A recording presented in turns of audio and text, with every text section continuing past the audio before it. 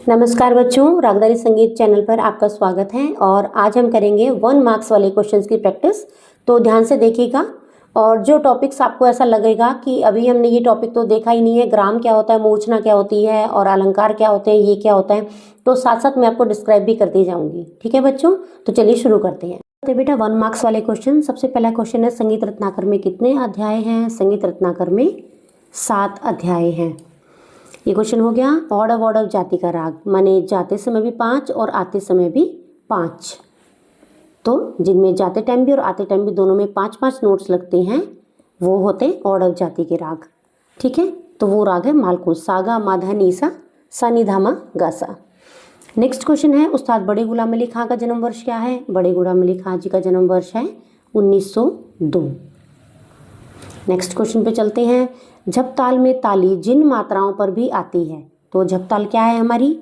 धी, ना, धी, धी, ना, ती, ना, धी, धी और ना। इस तरह से 4 विभाग बनते हैं बेटा। और इस विभाग के नीचे साइन लगते हैं X, 2, 0 और 3। और ऊपर मात्राएं कैसे लिखी जाएंगी? 1, 2, 3, 4, 5, 6, 7, 8, 9 और 10। ये 10 मात्राओं की ये ताल है। और इसमें पहली मात्रा पर सम है, ये जो है ना ये X, इसको सम बोलते हैं। तो यहाँ पर ताली आती है। तो इसमें देखिए ताली कहाँ कहाँ पर आ रही है? पहली मात्रा पर आ रही है, तीसरी मात्रा पर आ रही है और 8वीं मात्रा पर आ रही है। उसके बाद छठी मात्रा पर खाली है। तो इसका जो ऑप्शन बी है, पहला, तीसरा और 8वां, वो ऑप्शन सही है। चलिए नेक्स्ट क्वेश्चन पे चलते हैं। राग मालकोस के स्वर। राग मालकोस के स्वर आपको पता है, सागा माधा नीसा। ठीक है, ये क्वेश्चन हो गया। षड्ज ग्राम में श्रुति का विभाजन है 4-3-2, 4-4-3-2। ये आपको याद रखना है। षड्ज ग्राम का जो श्रुति विभाजन है वो 4-3-2, 4-4-3-2 पर है। ठीक है, यही एक षड्ज ग्राम है जो प्रचलन में है। बाकी मध्यम ग्राम और गंधार ग्राम जो है वो अब इस्तेमाल में नहीं है। चलिए नेक्स्ट क्वेश्चन पे चलते हैं। राग भैरव का वादी स्वर। राग भैरव का वादी स्वर कोमल ध है। और कोमल ध होने की वजह से ये उत्तरांगवादी राग हो जाता है। उत्तरांगवादी राग कौन से होते हैं? जो प ध नि सा, जिनके वादी स्वर प ध नि सा में से कोई होते हैं, वो उत्तरांगवादी होते हैं। और उत्तरांगवादी स्वर जो होते हैं वो रात के 12 बजे से अगले दिन के 12 बजे तक गाए जाते हैं। तो भैरव राग कब गाया जाता है? बिल्कुल प्रातःकाल गाया जाता है, 4 से 7 के बीच में, क्योंकि ये संधि प्रकाश राग है। राग भैरव क्या है? संधि प्रकाश राग है। ये हमेशा आपको ध्यान रखना है। तो चलिए आगे चलते हैं। झपताल में विभाग है। झपताल में 4 विभाग है। अभी आपको बताया, धीना, धीधीना, तीना, धीधीना। इसमें 4 विभाग हो गए। बागेश्वरी में कोमल स्वर, बागेश्वरी में ग और नी कोमल लगते हैं। ठीक है, ये बात आपको ध्यान रखनी है। रूपक ताल के विभागों में मात्राओं की व्यवस्था क्या है? रूपक ताल कौन सी है? ती, ती, ना, धी, ना, धी, ना। ठीक है, तो रूपक ताल में जो है 0, 2 और 3। यहाँ पर ये सम कहा जाएगा। सम का मतलब जो होता है क्रॉस लगाना होता है। इसका मतलब ये नहीं है कि यहाँ पर सम का मतलब होता है पहली मात्रा, इससे सिर्फ इतना मतलब होता है। तो यहाँ पर अगर 0 आ गई है तो ये मात्रा खाली है। ठीक है बेटा, विभाग इस रहेगा 1, 2, 3, 4, 5, 6 और 7। 7 मात्रा की ताल है। 1, 2, 3, 3 विभाग है। तो ये कैसे बटे हैं? 1, 2, 3, 1, 2, 1, 2, 3, 2, 2। ये जो ऑप्शन देख रहे हो आप, ये करेक्ट ऑप्शन है इसका। चलिए बेटा नेक्स्ट क्वेश्चन पे चलते हैं। धमार ताल वाला क्वेश्चन आया इसमें। ये कट गया मेरे ख्याल से बेटा। तो इसमें क्वेश्चन अगर हमको दिख रहा है, ये बीच में हट गया तो कोई बात नहीं। Dhamar tali falls on the beats. Dhamar की ताली जो है वो किन किन मात्राओं पर आती है? तो धमार ताल को हम यहाँ लिख देते हैं। बहुत लंबी ताल है बेटा, और आप कोशिश कीजिए कि आप दूसरे उससे देख लेना, क्योंकि यहाँ पर मेरे ख्याल स्पेस नहीं लिखने के लिए। ये है क, धी, ट, धी, ट।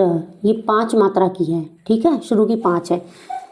धी, ट, धा आ ग, ये 2 की है, ये 3 की है।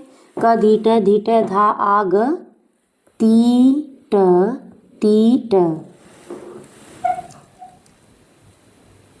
यहाँ पर आएगी नहीं बेटा, ठीक है। इसको हम जो हम आपको नोट्स दिए ना बेटा बड़े क्वेश्चंस वाले, आप उसमें से देख लेना, ठीक है। आगे चलते हैं।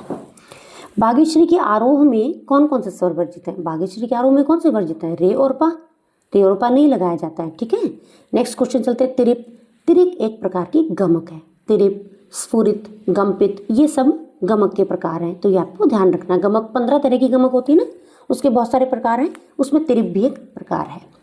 चलिए नेक्स्ट क्वेश्चन पे चलते हैं। राग भैरव का गायन समय क्या है? अभी हमने बताया था राग भैरव का गायन समय सुबह का है। सुबह बिल्कुल प्रातःकाल का है, ठीक है, 4 से 7 के बीच में, क्योंकि ये संधि प्रकाश राग है। प्रातःकाल के साथ ही आपको ये हमेशा ध्यान रखना है कि ये संधि प्रकाश राग है, ठीक है। संधि प्रकाश राग कौन से होते हैं? जिन्होंने बड़े क्वेश्चंस नहीं देखे उनको मैं बता देती हूँ। संधि प्रकाश राग वो होते हैं जहाँ पे सुबह, जैसे सुबह जो अभी बीत रही है और दोपहर की तरफ बढ़ रहे हैं, तो वो जो समय होता है उनके मेल का, उसे कहा जाता है संधि प्रकाश काल। और वो सुबह भी आता है और शाम को भी आता है। सुबह भी 4 से 7 के बीच में और साय को भी 4 से 7 के बीच में। नेक्स्ट क्वेश्चन चलते हैं। आलाप क्या है? आलाप क्या है बेटा? रागों का धीमी गति, राग में स्वरों का धीमी गति से विस्तार करना, स्वरों को धीरे धीरे विस्तार करना जो है आलाप होता है। धीटा लय क्या कहलाती है? देखिए वैसे तो हम अगर कहें धीटा लय क्या कहलाती है, तो हमें क्या पता क्या कहलाती है। 3 ताल के बोलों को भी धीटा में बोला जाता है। धादी निंदा जो होता है उसको भी तबले पर धीटा बजाया जाता है। लेकिन क्या आपने नोटिस किया कि यहाँ पर एक ये ऐसा साइन लगा हुआ है ऐसे वाला, तो इसका मतलब होता है एक मात्रा में 4 बोल बोले जा रहे हैं। जैसे अगर मैं लिखूं धी ट धी, ये लगा दूं, तो एक मात्रा में 3 बोल बोले जा रहे हैं, मतलब ये त्रिगुण है। लेकिन यहाँ पर 4 के नीचे है तो ये चौगुण है, ठीक है बच्चे।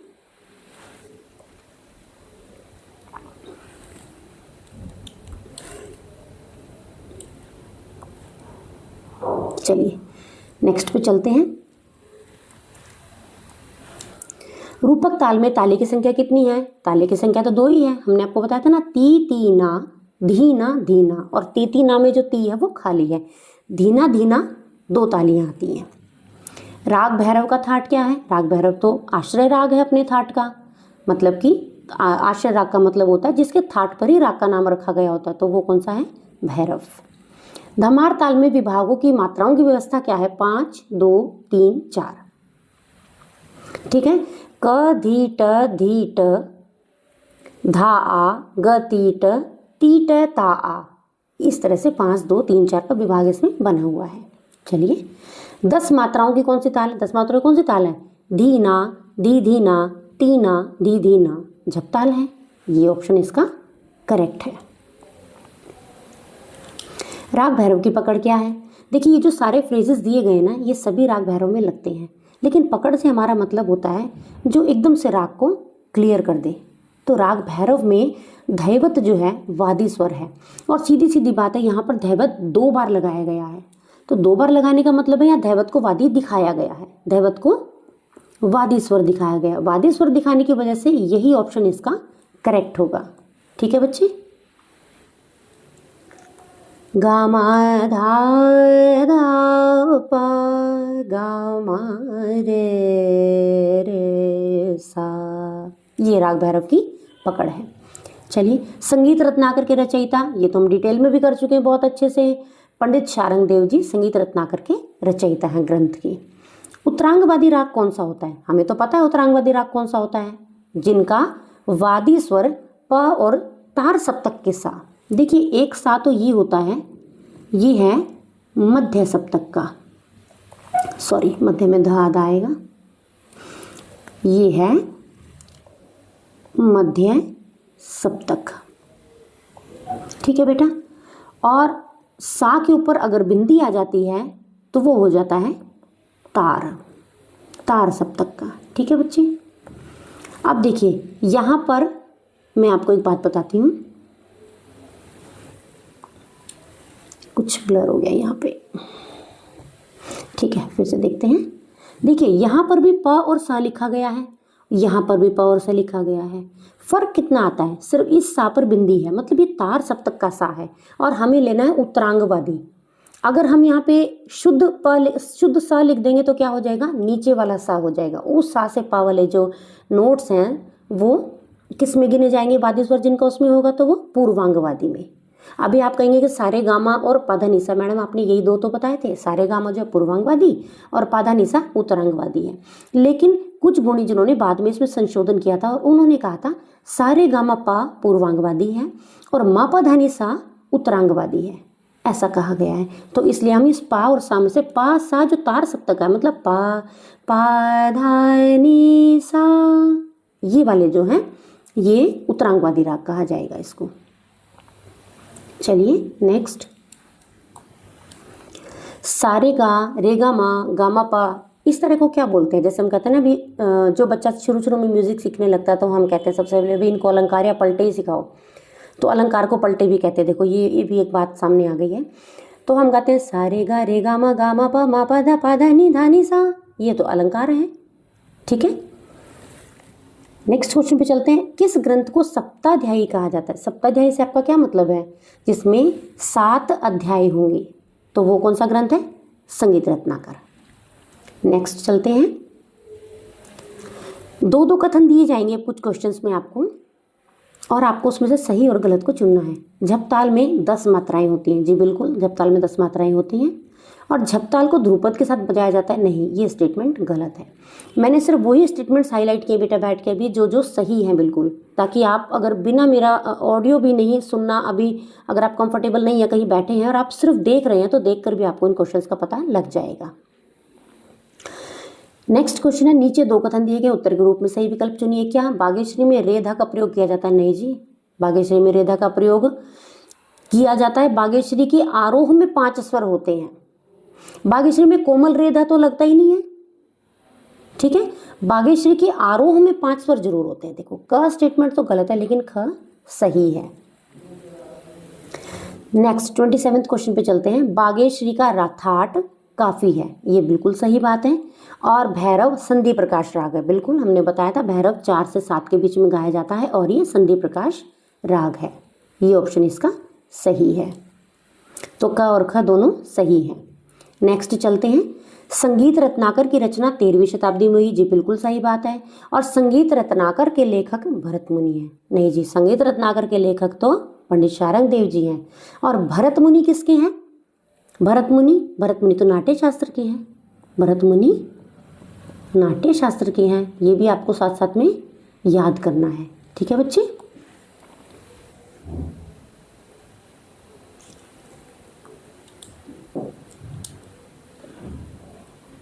नेक्स्ट क्वेश्चन पे चलते हैं,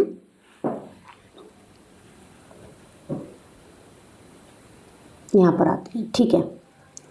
संगीत रत्नाकर में 264 रागों का उल्लेख है, जी बिल्कुल सही बात है। संगीत रत्नाकर में 264 रागों का उल्लेख है, 264 रागास का उल्लेख है। और संगीत रत्नाकर में 10 विध राग वर्गीकरण, 10 विधियों से रागों का जो वर्गीकरण दिया गया है वो संगीत रत्नाकर में आता है, इसीलिए ये ग्रंथ बेटा बहुत इंपॉर्टेंट है, ठीक है। नेक्स्ट चलते हैं, तो इसमें ऑप्शन क और ख दोनों सही है। नेक्स्ट में आपको मिलान करना है, 3 ताल में 16 मात्राएं होती हैं, तो वो यहाँ पे ए मैच हो गया। देखिए आप कलर से मैच कर लीजिए, मैंने अभी बैठ के किया ये काम। झपताल 10 मात्रा की है, रूपक जो है वो 7 मात्रा की है, धमार जो है वो 14 मात्रा की ताल है, तो अब इनको मैच कर लेगा। नेक्स्ट क्वेश्चन पे चलते हैं बेटा, 7 स्वरों के क्रमयुक्त आरोह अवरोह को क्या कहते हैं। 7 स्वरों के क्रमयुक्त आरोह अवरोह को क्या कहते हैं, मूर्छना कहते हैं। 1 मिनट बेटा,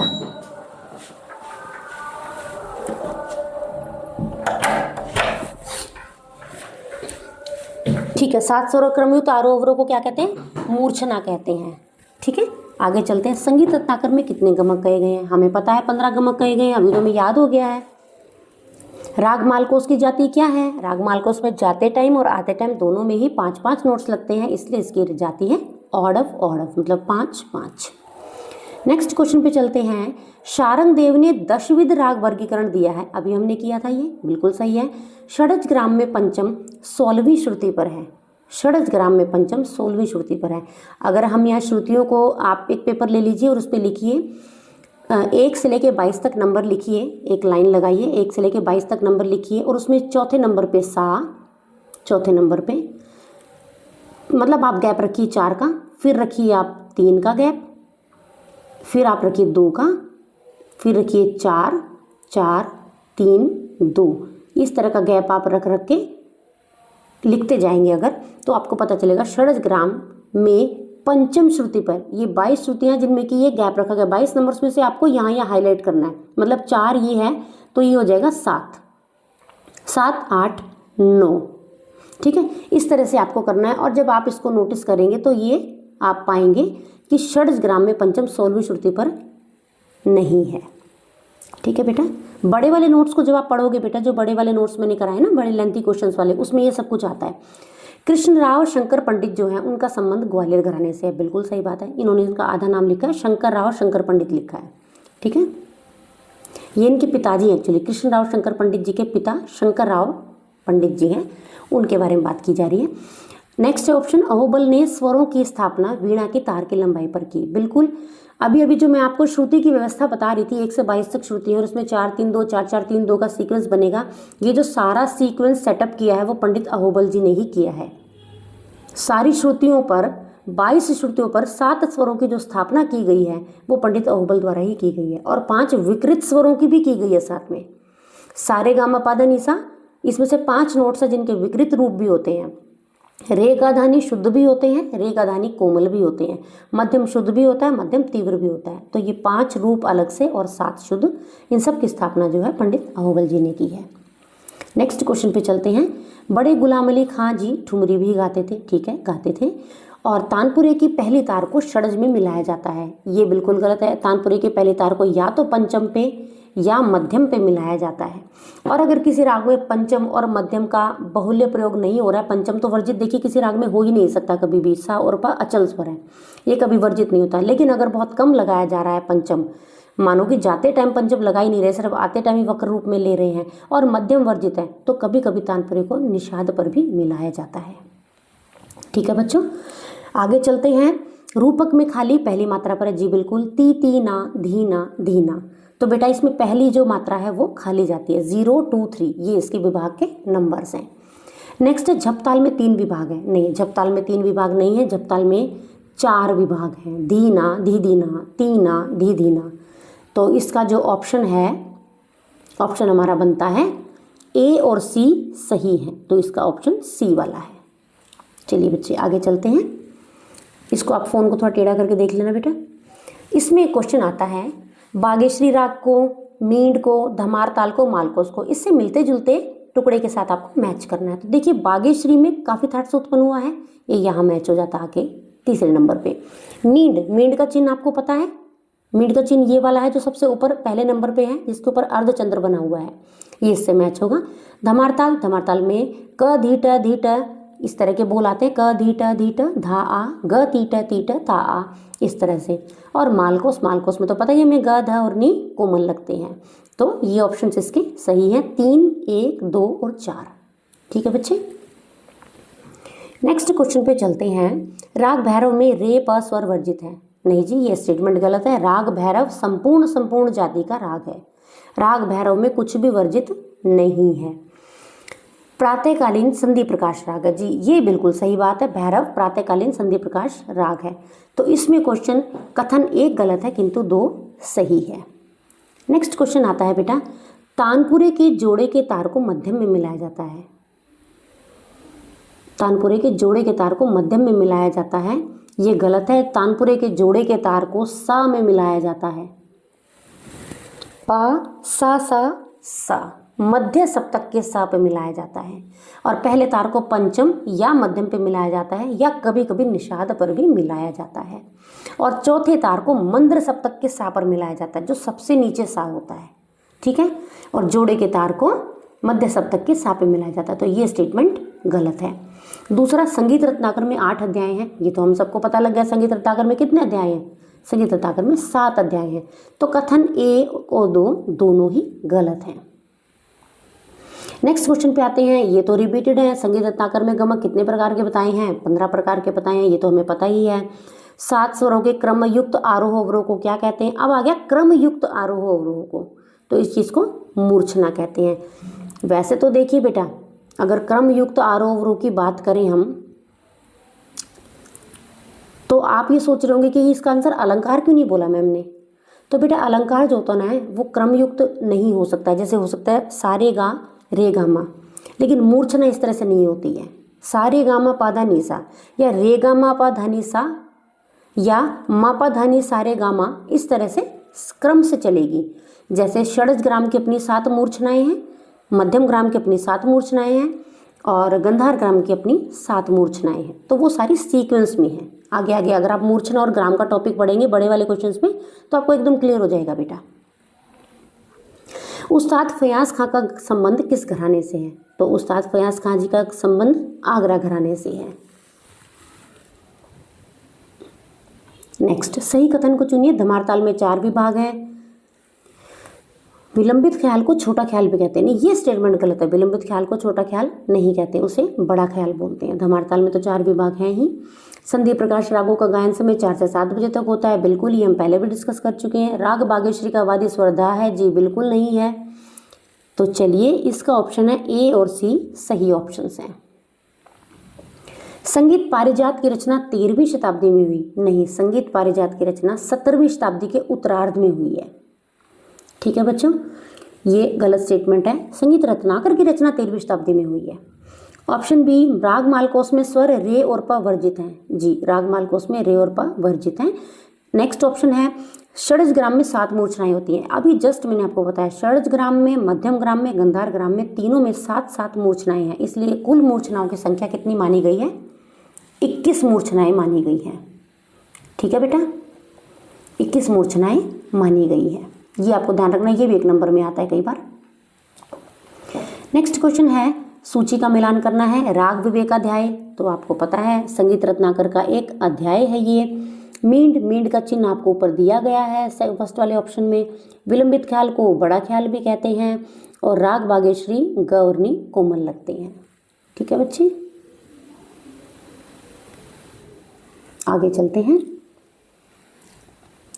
कथन, गामा धा प मा प गामा रे सा। अब देखिए, ध और रे कोमल लग रहा है, बाकी स्वर शुद्ध हैं, तो ये भैरव में प्रयुक्त होता है। ये स्टेटमेंट सही है। संगीत पारिजात के रचयिता पंडित अहोबल हैं, ये स्टेटमेंट बिल्कुल सही है। कथन 1 और 2 दोनों सही है। नेक्स्ट है और लास्ट क्वेश्चन है शायद हमारा ये, तानपुरी में जोड़ी के तार षड्ज स्वर में मिलाए जाते हैं। बिल्कुल, ये षड्ज सा में मिलाए जाते हैं, मध्य सप्तक के सा में। और नेक्स्ट स्टेटमेंट है, आधुनिक काल में रागों के समय चक्र को पंडित विष्णु दिगंबर पुलस्कर ने स्थापित किया। ये स्टेटमेंट गलत है। तानपुरी के जो बीच के 2 तार होते हैं ना बेटा, उनको जोड़ी का तार भी बोलते हैं।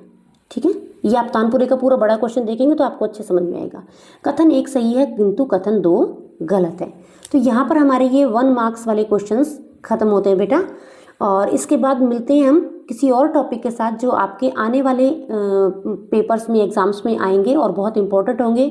और धीरे धीरे करके, क्योंकि बेटा अभी हम 1 मार्क्स के क्वेश्चन कर रहे हैं, तो थोड़ा सा लग रहा होगा काफ़ी टॉपिक जो है वो आपको अभी समझ में नहीं आ रहे होंगे, लेकिन फिलहाल आप इनको या तो याद कर लीजिए, धीरे धीरे आपको समझ में आ जाएंगे। तो चलिए मिलते हैं नेक्स्ट वीडियो में। तो बेटा ये हमने प्रैक्टिस किए 1 मार्क्स वाले क्वेश्चन, और इसमें मैं समझ सकती हूँ जिन बच्चों ने डिटेल में भी वीडियोस नहीं देखी हैं तो उनके लिए बहुत बड़ा कन्फ्यूज़न है कि तानपुरे में जोड़ी के तार किसे कहते हैं, ये मैडम क्या बता रही हैं, और मूर्छना क्या होती है, ग्राम क्या होता है, और बहुत सारे क्वेश्चंस में आपको लगेगा कन्फ्यूज़न है। धीरे धीरे हम इन टॉपिक्स को डिटेल्ड में स्टडी करेंगे बेटा, और ऐसा बिल्कुल भी नहीं करना है। बहुत सारे बच्चे ऐसे होते हैं जो हिंदुस्तानी म्यूज़िक वोकल को ऑप्ट तो कर लेते हैं, लेकिन वो सोचते हैं कि लास्ट के 5-6 दिन में या 10 दिन में हम इसे कवर कर लेंगे। तो नहीं बेटा, आपको थोड़ा थोड़ा करके तैयार करेंगे अगर आप, तो फिर कितना ही किसी भी टाइप का क्वेश्चन आएगा आप उसको परफॉर्म कर लेंगे। एक्चुअली क्वेश्चन को समझना हम तभी समझ पाते हैं ठीक से जब हमने उसको अच्छे से टॉपिक को तैयार किया होता है।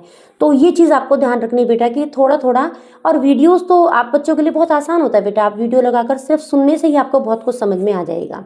आप देखेंगे कि मेरे जितनी भी वीडियोस में मैंने कंटेंट दिया है उसमें मैंने साथ साथ न कि आपको सिर्फ रिटन में दे दिया है, मैं साथ साथ बोल के आपको हर एक टॉपिक हर एक बात को समझा रही हूँ, क्योंकि बच्चों को सुन के ज़्यादा समझ में आता है। और एक बात मुझे और डिलीवर करनी है बच्चों को कि बहुत सारे बच्चे इंग्लिश मीडियम से म्यूज़िक पेपर को फिल कर रहे हैं।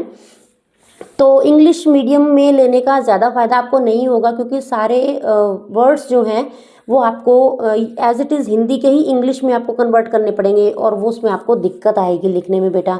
जैसे प्रकीर्ण का अध्याय है तो आपको लिखना तो उसी तरह से है। तो कोशिश कीजिए आप हिंदी मीडियम को ऑप्ट करें, क्योंकि सारी बातें जो हैं वो हिंदी मीडियम से ही आपको इंग्लिश में करनी है। तो क्योंकि ये संगीत जो है संस्कृत से पूरा आया है, सामवेद से, तो आपको हिंदी ज़्यादा कंफर्टेबल रहेगी बेटा, इंग्लिश में आप कंफर्टेबल नहीं रहेंगे। फिर भी अगर आप ऑप्ट करना चाहते हैं तो एज यू विश। तो ये आगे हम आपको बताते जाएंगे नेक्स्ट टॉपिक्स के बारे में कि अब कैसे कैसे हमने क्या तैयारी आगे करनी है। बाकी बच्चे जो बने बनाए नोट्स हैं उनसे तैयारी कर लीजिएगा बेटा।